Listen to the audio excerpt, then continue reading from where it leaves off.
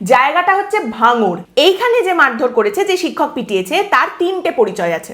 তার নাম হচ্ছে খয়রুল ইসলাম। তার প্রথম পরিচয় কি? ভাঙড় 2 পঞ্চায়েত সমিতির সে হচ্ছে বনভূমি কর্মাধ্যক্ষ। তার সঙ্গে দ্বিতীয় পরিচয় হচ্ছে ভগবানপুর হাই স্কুলের সভাপতি এই খয়রুল ইসলাম। এবং তার সঙ্গে এর তৃতীয় পরিচয়, যেটা হচ্ছে সব থেকে বড় এবং গুরুত্বপূর্ণ পরিচয়, সেটা হচ্ছে তৃণমূল কংগ্রেসের বিধায়ক শওকত মোল্লার খাসাম খাস হচ্ছেন এই খয়রুল ইসলাম। খয়রুল ইসলাম যে স্কুলের সভাপতি, সেই স্কুলের সঙ্গে আরেকটা স্কুলে টুর্নামেন্ট চলছিল, টুর্নামেন্ট ফাইনাল, খেলা হবে দিবস, খেলা চলছে, খুব ভালো কথা। এর মধ্যে এই খয়রুল ইসলাম গিয়ে শিক্ষক পিটিয়ে দিয়েছে।